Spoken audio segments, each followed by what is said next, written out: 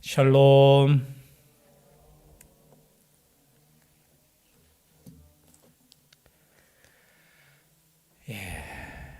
감사드립니다.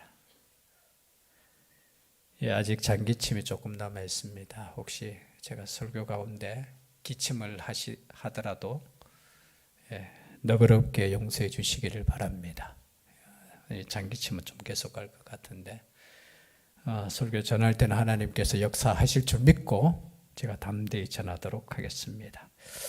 그럼 이제 잠언을 우리가 마치고 전도서로 넘어가려고 하다가 또 너무 구약만 하면 또 그럴 것 같아서 에베소서를 또 하나님의 또 기도 가운데 하나님께 기도한 가운데 택했습니다.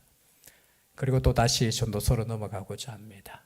에베소서는 우리가 다 알다시피 바울이 제3차 전도여행 때 세운 교회입니다. 바울의 1차 전도여행은 갈라디아 지역 그곳에서 전도를 했고 2차 전도여행은 아시다시피 빌립보, 마게도냐 지역과 또 그리스 지역을 또 전도했고요. 또 마지막 3차 전도여행 때 이제 소아시아 지역을 전도하는 가운데 사도행전 19장에 보면은 이 에베소 교회에서 전도하는 장면이 나옵니다. 여러 가지 역사가 있었죠. 한번 집에 가셔서 사도행전 19장을 한번 읽어보시면은 거의 2년 가까이 두란노 서원에서 말씀도 증거했고 또 말씀을 증거하고 기도할 때 성령을 받은 사람이 또 12명이 있었고 또 여러 가지 귀신이 추방되는 역사가 있었고 또 그것을 흉내내다가 또 귀신에게 오히려 사로잡힌 스게와의 7 아들의 말씀도 나오고 그리고 은 2만 정도의 값어치의 마술을 하던 사람들이 회개하고 돌아오면서 태워진 장면도 있고 또 그것 때문에 데메드리오라는 그 사람이 그저 바울을 고소해서 이 사람은 우리 아데미 신상을 모독하고 우리를 어지럽게 하는 사람이다라고 소동을 일으킨 사건도 있습니다. 그곳이 바로 에베소 지역입니다. 이 에베소 지역은 과거부터 상업이 발달했고 또 발달한 만큼 우상의 도시였습니다. 그곳에서 하나님의 사람인 바울을 통해 하나님께서는 역사하셨고 또 교회를 세워서 이 교회를 통해서 하나님의 구원의 역사가 일어났습니다. 또한 이제 사도 바울이 순교한 이후에는 또 사도 요한이 이 에베소 교회에서 또 목회를 했고요. 또 요한계시록에 보면은 소아시아 7교회에 대한 편지 가운데 제일 첫 번째 나오는 교회 이름이 바로 에베소 교회입니다. 이 에베소 교회를 우리가 생각해 보면 참 하나님께 사랑을 받은 교회고 또 사랑을 많이 실천한 교회라는 것을 우리는 알 수 있습니다. 그리고 이 에베소서를 기록할 당시에 사도 바울은 로마 감옥에 갇혀 있었습니다. 그래서 옥중에서 편지를 보냈다고 해서 옥중서신이라고 하죠. 에베소서 다음에 또 어디가 나오죠? 성경이 빌립보서, 골로새서 그리고 이제 뛰어넘어서 이제 개인 서신 중에 그죠? 빌레몬서가 바로 옥중서신입니다. 사도 바울이 옥에 갇혀서 하나님의 말씀을 그죠? 교회들에게 전했던 그 말씀이 바로 이 말씀이라는 거죠. 1장을 우리가 앞에 간단하게 살펴보면은 가장 핵심의 1장 앞부분에 가장 핵심인 말씀이 나옵니다. 1절 말씀에 보면은 하나님의 뜻으로 말미암아. 여러분 말씀을 한번 볼까요? 1장 1절에 하나님의 뜻으로 말미암아. 하나님의 뜻에 대한 말씀이 굉장히 많이 나와요. 뒤에 보면은 5절도 한번 볼까요? 5절 같이 한번 읽겠습니다. 시작. 그 기쁘신 뜻대로 우리를 예정하사 예수 그리스도로 말미암아 자기의 아들들이 되게 하셨으니. 그리고 뒤에 또 나오죠. 9절 말씀도 시작. 그 뜻의 비밀을 우리에게 알리신 것이요 그의 기뻐하심을 따라 그리스도 안에서 때가 찬 경륜을 위하여 예정하신 것이니. 또 뜻에 대한 게 있죠. 11절 말씀 시작. 모든 일에 그의 뜻에 결정대로 일하시는 이의 계획을 따라 우리가 예정을 입어 그 안에서 기업이 되었으니. 여러분, 지금 사도 바울이 예수의 사도된 것도 하나님의 뜻으로 되었다라는, 그리고 우리가 구원받은 것도 하나님의 뜻으로 5절에 그 기쁘신 뜻대로 우리를 예정하사. 여러분, 우리 구원받았는 거 우연이 아니에요. 하나님의 부르심을 받았는 거 우연이 아니라는 겁니다. 하나님의 철저한 계획대로 예정대로 우리가 구원을 받았다는 거예요. 그래서 1절에 여러 가지 말씀을 우리가 나눌 수 있지만 가장 중요한 것이 뭐냐? 하나님의 뜻입니다. 하나님의 뜻대로. 여러분, 우리가 이 자리에 앉아 있는 것도 누구의 뜻입니까? 하나님의 뜻이에요. 여러분, 우리가 지금 살아가고 있는 것도 누구의 뜻입니까? 하나님의 뜻이에요. 우리가 구원받은 것도 누구의 뜻입니까? 하나님의 뜻이에요. 여러분, 우리가 우연하게 일어나는 사건은 아무것도 없어요. 하물며 우리의 구원의 역사가 우연이 된 거 아닙니다. 철저하게 하나님의 계획대로, 하나님의 예정대로, 하나님의 그 시간에 맞추어서 우리의 구원의 역사가 일어났다는 것을 지금 14절까지 말씀하시는 거예요. 여러분, 우리는 정말로 하나님의 계획하심 따라 우리는 구원받은 백성이라는 것을 여러분 믿으시길 바랍니다. 그래서 우리가 살아가는 숨 쉬는 것조차 하나하나가 하나님의 계획 안에 있고 하나님의 예정 안에 있고 하나님의 그 놀라운 역사 가운데 있다라는 거죠. 여러분, 우리가 구원받고 하나님의 교회, 여러분 에베소서를 읽어보면은 정말로 하나님의 여러 가지 모든 것이 다 나와요. 우리가 신학교에서 배우는 교회론에 대해서 나오고요, 구원론에 대해서 나오고, 예정론에 대해서 나오고, 인간론에 대해서 나오고요, 성령론에 대해서 나오고, 다 나와요. 다 나와. 여러분, 우리의 구원은 하나님의 계획과 하나님의 예정하심과 하나님의 사랑 가운데 이루어진 줄 믿습니다.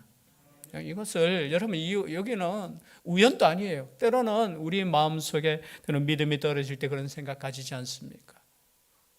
아니에요. 철저하게 우리를 선택하셨고 우리를 구원시켜 주셨다라는 겁니다.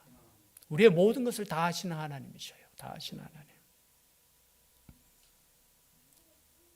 그리고 그것을 인치신 분이 누구냐? 성령님이라는 겁니다. 13절에 보니까 그 안에서 너희도 진리의 말씀 곧 너희의 구원의 복음을 듣고 그 안에서 또한 믿어 약속의 성령으로 인치심을 받았으니.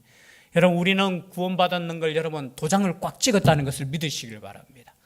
요한계시록 보면 14만 4천 명 도장 찍었는 거 우리는 도장 받았다 하고 안 받. 여러분, 예수 믿은 사람들은 모두가 성령의 도장을 받은 사람들이에요.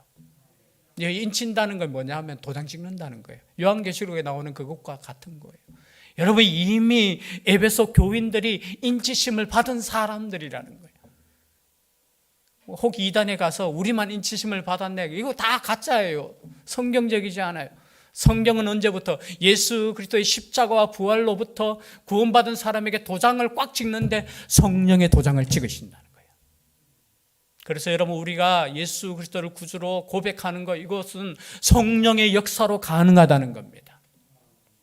내가 성령 안에 있는가 성령 밖에 있는가 알 수 있는 것은 내가 예수 그리스도를 구주로 내가 고백하고 있는가 아닌가에 따라서 달라지는 거예요.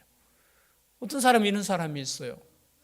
아니, 내가 예수 그리스도를 믿는데도 여전히 내가 성령 안에 있는지 없는지 헷갈리시는 분들이 있다는 거죠. 이 말씀을 믿으시길 바랍니다. 여러분의 감정을 믿으시면 안 돼요. 여러분의 감정은, 여러분의 상황은 언제든지 변할 수 있어요. 여러분, 우리의 믿음이 대단한 것 같지만 우리의 믿음 언제든지 떨어질 수 있어요. 여러분, 한 3주만 예배 안 드려보십시오. 안 드려보십시오. 간다고 해서 또 집에 가서 한 3주 안 드려보자요. 여러분, 아무리 믿음이 있다 할지라도 3주만 예배 안 드리고 3주만 기도 안 하고 3주만 말씀 안 보십시오. 안 보시면은 우리의 믿음이, 그런데 여러분, 우리의 믿음이 뭔가 대단한 것처럼 기도하지 않고 말씀 보지 않고 믿음 있는 것처럼 아니에요.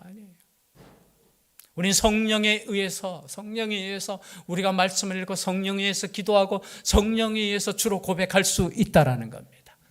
그래서 여러분, 우리는 여전히 이 시간에 우리가 예배드릴 수 있고 여전히 우리가 기도할 수 있고 우리 여전히 하나님의 말씀을 믿을 수 있다면 우리는 약속의 인치심을 받은 사람들이라는 거죠. 누가 와서 막 꼬시고 누가 와서 거기 있으면 안 돼 하고 그 사람은 성령의 인지심을 받지 못한 사람이에요. 사람의 말대로 여기 가고 저기 가고 움직이는 사람은 구원의 확신이 없는 사람이잖아요. 여러분 누가 뭐래도 나는 구원받은 하나님의 백성임을 여러분 믿으시길 바랍니다. 무엇을 통해서 믿느냐? 말씀을 통해서 믿는 거예요. 말씀을 통해서. 오늘 이 말씀처럼 그 안에서 너희도, 너희가 누굽니까? 에베소 성도들, 에베소 교인들 뿐만이 아니라 이 말씀을 읽는 우리 대신교회 성도들, 너희에 우리가 다 포함되는 거예요.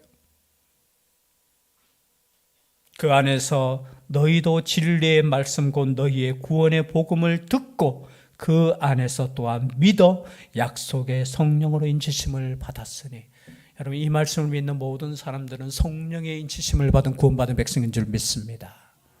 이 믿음을 갖고 여러분 살아가십시오. 흔들리지 않습니다. 환경에 따라 변하지 않습니다. 그리고 이제 사도 바울의 기도가 나옵니다. 여러분 사도 바울의 기도를 드린 모습을 보면 참 은혜가 돼요. 뭐냐면은 이 바울의 기도가 여러 가지 항상 보면은 교회를 향한 기도 내용이 나오잖아요. 에베소 교회뿐만이 아닙니다. 빌립보 교회를 향해서도 여러 가지 기도 내용이 나오는데 그 기도의 내용을 보면은 참 은혜가 돼요. 우리가 어떻게 기도해야 될지를 우리가 또 알 수 있습니다. 오늘 15절 말씀해 보니까 이로 말미암아 주 예수 안에서 너희 믿음과 모든 성도를 향한 사랑을 나도 듣고. 여러분 죄송합니다. 여기 보면은 주 예수 안에서라는 단어가 나오죠. 여기 줄 한번 꺼볼까요? 주 예수 안에서. 줄을 쫙 꺼보십시오. 여러분 1장에 주 예수 안에서가 몇 번 나오는가 제가 한번 3절에 보십시오. 3절. 찬송하리로다 하나님 곧 우리 주 예수 그리스도의 아버지께서 그리스도 안에서. 4절에도 나옵니다. 읽지는 않겠습니다. 제가.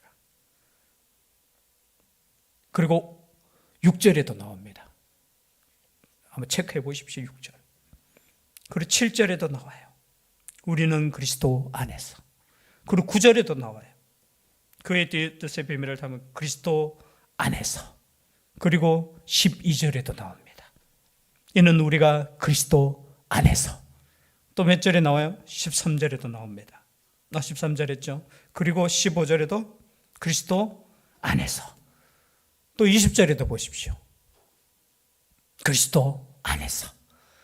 여러분 지금 한 장에 그리스도 안에서라는 말이 계속해서 반복되는 거예요. 여러분 우린 그리스도를 떠나서는 존재할 수 없습니다. 그리스도 안에서. 그리스도 안에서, 이 안에서라는 단어를 여러 가지로 해석할 수는 있어요. 그리스도 때문에, 그리스도를 위해서, 그리스도로 인하여. 여러분 예수를 우리는 벗어나서는 교회가 존재하지 않아요. 여러분 오늘날 교회 안에 예수 그리스도라는 말이 우리가 가장 중요합니다. 다른 단어가 중요한 것이 아니라 오직 예수 그리스도. 우리를 구원하신 분도 예수 그리스도. 우리와 함께 하시는 분도 예수 그리스도. 우리와 영원히 함께 하실 분도 예수 그리스도. 우리가 영원히 찬송할 그 이름조차도 예수 그리스도. 우리의 능력 되시는 분도 예수 그리스도. 그래서 계속해서 반복되는 것이 뭐냐? 예수 그리스도 안에서. 여러분 교회는 예수 그리스도 안에 있어야 될 줄 믿습니다. 교회가 곧 예수 그리스도라는 거예요.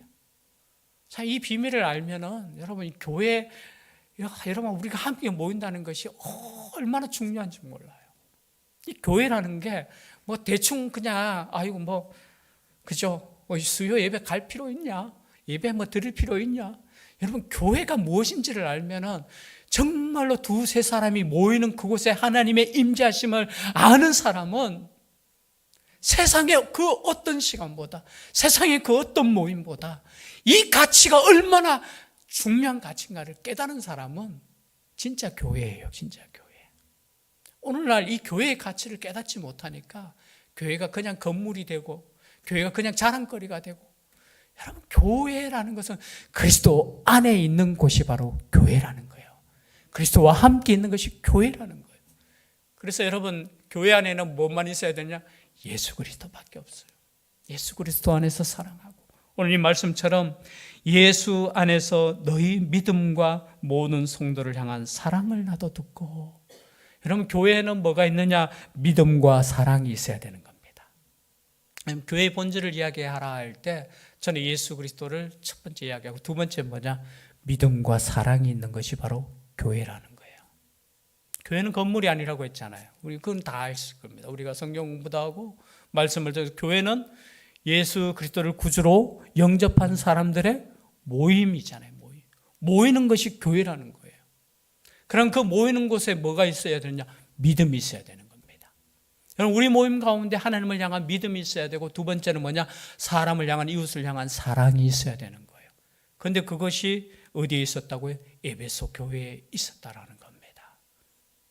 오늘날 이 땅의 교회들이 하나님에 대한 믿음과 이웃에 대한 사랑이 넘치는 교회들이 되기를 소원합니다. 저는 정말.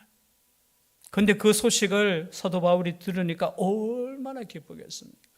여러분, 자신이 목회했던 그 교회가 믿음 가운데 서 있고 또 사랑 가운데 서 있다는 그 소식을 들을 때 복음을 전한 사람으로서 얼마나 기쁘겠어요. 그러니까 기도할 때마다 뭐가 넘치느냐? 16절에 보니까 감사가 넘치는 거예요. 오늘 단어 하나하나가 너무나 중요한 거예요. 그렇죠? 믿음이 있는 교회, 사랑이 있는 교회, 또 그것으로 인하여 목회자가 감사가 넘치는 교회. 이런 교회들이 이 땅의 교회가 되었으면 좋겠습니다.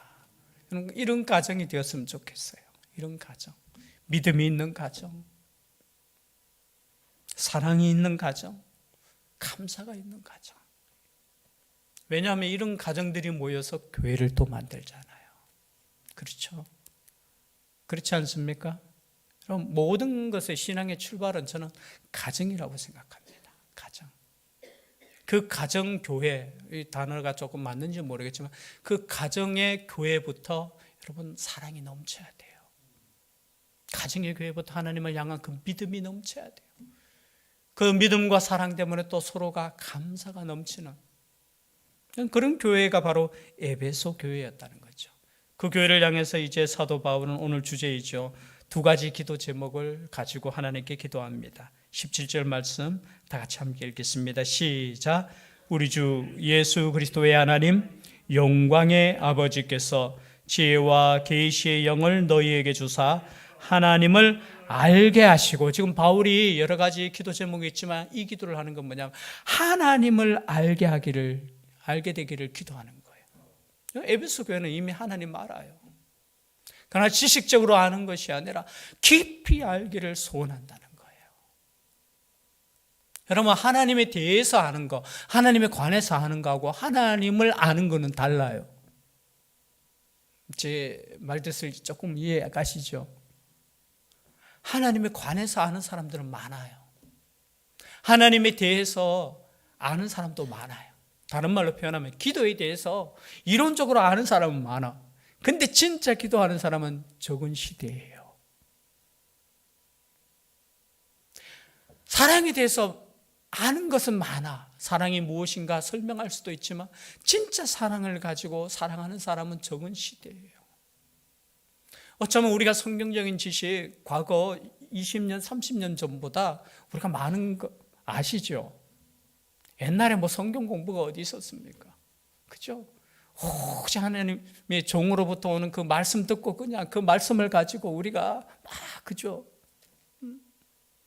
그 말씀을 가지고 우리가 막 그냥 그 말씀이 진짜 하나님의 말씀이라고 생각하며 우리가 하나님께 나아갈 때.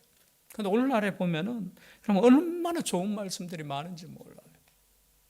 그러나 이 말씀이 나의 말씀이 되고 나의 하나님이 되어야 된다는 거예요.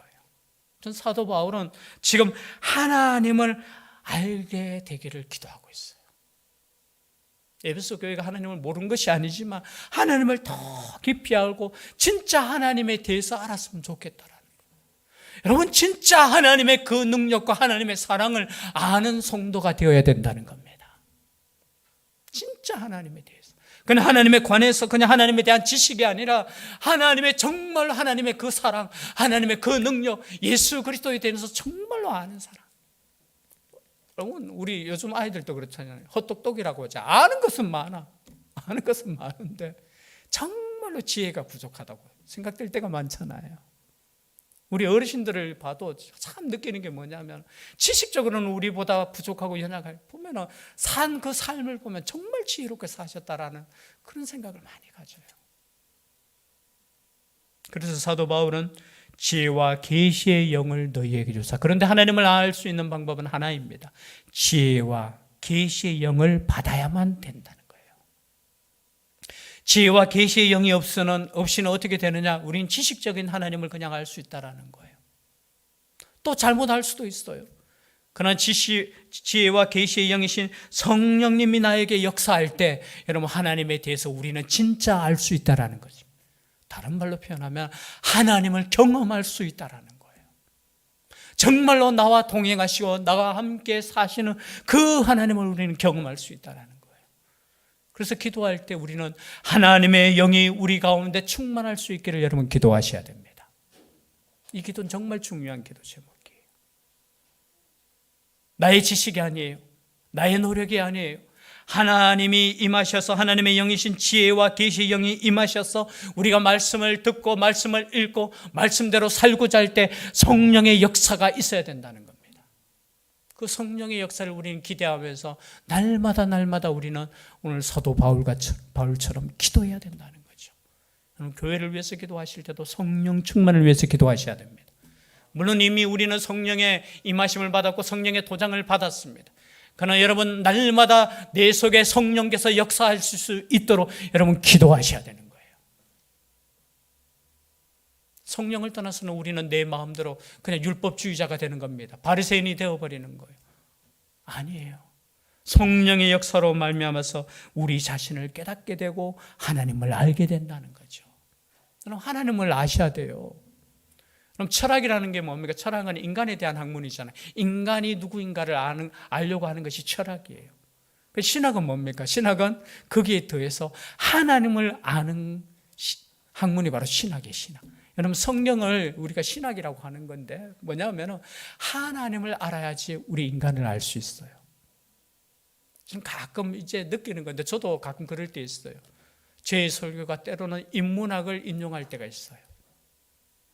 인간의 학문을 가지고 서로를 이해할 때도 있어요. 그것도 중요해요. 왜? 그것도 하나님께서 주신 것이기 때문에. 그러나 여러분 더 중요한 것이 있습니다. 하나님을 알 때 비로소 우리의 참모습을 발견하게 되는 거예요. 하나님을 알지 못하면 우리 인간 아무리 노력하고 아무리 공부해도 우리 인간 존재를 깨닫지 못한다는 거예요. 그래서 여러분 가장 중요한 것은 하나님을 알 때 나 자신을 아는 거예요. 하나님을 알면은 내 자신이 얼마나 귀한 존재라는 것을 깨닫게 돼요. 하나님을 알면은 내가 얼마나 소중하고 얼마나 하나님의 계획하심 따라 존재하는 존재인가를 깨닫게 되는 거예요. 이 하나님을 모르니까 어떻게 해요? 그냥 세상 기준으로 자신을 판단하고 자신을 어떻게 평가하고 자신의 존재 가치를 그냥 폄하해 버리는 그런 인생들이 얼마나 많습니까? 오늘날 특히 젊은이들 가운데. 여러분 하나님을 알게 되면은 달라요. 기죽지 않아요. 하나님을 알게 되면 기준이 달라요. 나 자신을 바라보는 모습도 달라요. 여러분 방금 앞에 말했듯이 우리가 어떠한 존재입니까? 하나님의 예정하심을 받아서 예수 그리스도의 십자가와 부활에 동참한 우리라는 거예요. 우리는 정말 위대한 존재고 대단한 존재라는 겁니다. 그 하나님을 알게 되기를 기도하고 있다는 거죠. 두 번째 기도 제목입니다. 18절 함께 읽겠습니다. 시작. 너희 마음에 눈을 밝히사 그의 부르심의 소망이 무엇이며 성도 안에서 그 기업의 영광의 풍성함이 무엇이며 또 알고 눈을 밝혀줬으면 좋겠다. 지금 사도 바울의 뭐냐면 너희들이 눈이 좀 밝아졌으면 좋겠어. 그래서 너희들의 부르심의 소망이 무엇이며 다른 말로 표현하면 너희들이 부르심을 받았는데 그 부르심의 소망이 뭐냐라는 거예요. 여러분 왜 우리가 하나님께 부름을 받았냐? 그 소망을 가지라는 거예요. 그 소망이 무엇인지를 알아라는 거예요. 여러분 부르심의 소망을 지금 깨닫고 있습니까? 하나님이 지금 우리를 부르셨어요. 교회로 부르셨는데 소망이 없어요. 왜 우리를 부르신지조차 깨닫지 못하는 것이 어쩌면 현대 교회라는 거예요. 그래서 세상의 그 부르심 앞에 그냥 나아가는 거예요. 아니에요. 하나님께서 우리를 부르신 소망이 있다라는 겁니다. 그 소망이 뭐예요? 그 소망이. 그 소망이 뭐예요? 여러분 소망 있지 않습니까? 여러분 이 땅에 소망이 있는 사람은 그 부르심의 소망을 깨닫지 못한 사람이에요. 우리는 하나님의 나라에 하나님의 백성의 소망이 있지 않습니까? 그 소망을 가지라는 거예요. 여러분 다 나왔죠? 믿음, 소망, 사랑이 다 나왔어요. 여기서도. 사도 바울의 그 말씀 속에 보면 항상 하나님께서 주신 말씀이 믿음, 소망, 사랑이 다 나와요. 이 소망을 가지시길 바랍니다. 하나님께서 우리를 부르신 소망이 있다라는 거예요. 그냥 우리를 부르신 것이 아니라 소망을 두고 부르셨고 이 소망을 가지기를 원하신다는 거예요. 그 소망이 뭡니까? 하나님의 나라라는 거예요. 하나님의 백성이라는 거예요. 우리가 천국 백성이 되었다는 거예요. 하나님의 나라를 바라보라는 거예요. 그리고 성도 안에서 그 기업의 영광의 풍성함이 무엇이며, 즉 말해서 우리의 기업의 풍성함, 쉬운 말로 표현하면 천국의 그 풍성함을 여러분 깨달으라는 거예요. 이 땅에서 가지지 못해서 빈약한 존재가 아니라는 거예요. 여러분 그렇다면 지금 이 글을 쓰고 있는 사도 바울이 가장 빈약한 사람이잖아요. 복음 전하다가 어디에 갇혀 있습니까? 여러분 감옥에 갇힌 사람보다 더 연약하고 빈약하고 불쌍한 사람이 어디 있겠습니까? 그러나 사도 바울은 소망이 있었습니다. 그리고 영광의 풍성함이 무엇인지 알고 있기 때문에 그 풍성함을 좀 보라는 거예요. 보라는 거. 이 세상 그 헛된 거 그거 바라보지 말고 하나님의 그 풍성함, 하나님의 나라의 그 풍성함을 바라보라는 거예요. 바라보라는 거. 이 영적인 눈이 깨어지기 전에는, 떠지기 전에는 이것을 바라보지 못한다는 거예요. 오늘날 많은 그리스도인들도 여전히 세상 가운데 그냥 세상의 가치관으로 그 눈으로 바라보면서 복을 받았네, 못 받았네. 그럼 그거 아직까지 영적인 눈이 뜨지지 않은 거예요. 그리고 그의 능력이 뭡니까? 뒤에 나오는 거예요. 그리스도 안에서 역사하는 그 구원의 능력, 그 구원의 능력을 받은 것이 바로 교회라는 겁니다. 교회. 설명할 내용이 좀 많지만요. 마지막 22절, 23절 다 같이 읽겠습니다. 22절, 23절 시작. 또 만물을 그의 발 아래에 복종하게 하시고 그를 만물 위에 교회의 머리로 삼으셨느니라. 교회는 그의 몸이니 만물 안에서 만물을 충만하게 하시는 이의 충만함이니라. 아멘. 여러분 이 말씀을 보면 뭐냐면 하나님의 능력이 어떤 능력이냐? 그리스도를 죽은 자 가운데서 부활시키시고 우리를 구원시키시고 또 세상 가운데 만물 위에 교회를 세우시고 교회의 머리에 두신 그 하나님의 능력이 지금 말씀하고 있는 거예요. 즉 말해서 하나님께서 그렇게 하셨다라는 거예요. 여러분 교회가 무엇이냐? 교회에 대해서 지금 나오는 교회의 본질이 뭐냐? 교회는 그의 몸이라는 거예요. 누구의 몸요? 예수 그리스도의 몸이라는 겁니다. 그냥 우리가 예수 그리스도의 몸이라는 거예요. 여러분 영광스럽지 않습니까? 영광스럽지 않아요. 여러분 이것보다 더 큰 영광이 없어요. 그리고 교회의 머리는 예수 그리스도라는 거예요. 여러분 참 정말 중요한 말씀인데, 여러분 교회가 우리가 생각할 때 여러분 뭐 겉모습만 보고 허접하고 뭐 평가하고 여러분 그런 가치 있는 교회가 아니에요. 우리가 쉽게 입에 오르락내리락 할 수 있는 교회가 아니에요. 교회는 예수 그리스도의 몸이에요.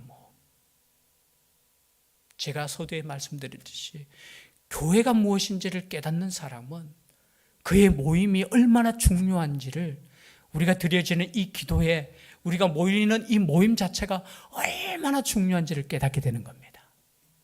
교회가 뭔지를 아는 사람. 여러분 세상에 여러 가지 모임이 있고 여러 가지 조직이 있고 여러 가지 단체가 있고 그것에 우리가 속해 있어요. 맞죠? 그죠? 우리가 세상에 나아가면 때로는 내가 사장일 수도 있고 내가 뭐 정치를 하는 사람은 국회의원일 수도 있고 어떤 사람은 대통령일 수도 있지만 그거 별거 아니에요. 가장 중요한 것은 내가 어디에 속해 있느냐? 교회에 속해 있다라는 겁니다. 세상 어떤 조직이나 어떤 단체나 뭐 그것이 중요한 것이 아니라 내가 교회가 되었다라는 거예요. 그리고 예수 그리스도의 몸이 되었다라는 거예요. 그리고 우리가 모일 때 예수 그리스도의 몸이 되었다라는 거예요. 여러분, 이것이 얼마나 영광스럽고, 이것을 깨달은 사람이 우리가 모일 때마다 영광스러운 교회 앞에 있다는 것을 깨닫게 되는 겁니다. 하나님 앞에 있다는 걸 깨닫게 되는 거예요. 물론 교회에 모이는 사람은 연약해요. 부족해요. 여러분, 우리 모임 가운데 연약한 부분이 있잖아요. 지금 제 목이 지금 연약해요. 그러나 제 목이 연약하다고 해서 제 목이 아닙니까? 아니에요. 영광스러운 제 몸의 목인 거예요. 때로는 나의 발이 부족할 수 있어요. 그렇다고 해서 이 발이 부족하다고 해서 영광스러운 몸이 아니냐? 몸인 거예요. 예수 그리스도의 몸인 거예요. 그래서 예수 그리스도께서 인간의 몸으로 이 땅에 오셔서 친히 교회의 머리가 되셨다라는 거예요. 그래서 여러분, 교회가 얼마나 여러분 위대하고, 교회가 얼마나 하나님께서 세우신 가장 멋진 하나님의 작품이라는 거예요. 그래서 여러분, 이 교회를 사랑하셔야 됩니다. 이 교회를 사랑하셔야 돼요. 그리고 여기 옆에 있는 늘푸는 교회도 사랑하셔야 돼요. 똑같은 교회예요. 믿는 사람, 모든 사람들이 모이는 그 자체가 교회고, 그 자체가 영광스러운, 그곳에 하나님의 임재가 있고, 그곳이 하나님의 교회 몸이기 때문에 여러분, 그래서 소중한 거예요. 소중한 거. 별거 아닌 것이 아니라, 별거 아닌 모임이 아니라 하나님 앞에서 가장 소중한 하나님께서 만드신 작품. 여러분, 그 교회를 꿈꾸시며 그 교회를 위해 나아갈 수 있는 우리가 될 수 있기를 주의 이름으로 축복합니다. 기도드리겠습니다. 사랑의 하나님, 교회는 그의 몸이니 만물 안에서 만물을 충만하게 하시는 이의 충만함이니라. 우리 교회 가운데 예수 그리스도의 충만함이 있음을 고백하며 이 믿음 가운데 승리할 수 있는 교회 되게 하여 주시옵소서. 함께하여 주실 줄 믿사옵고 예수님의 이름으로 기도드리옵나이다. 아멘.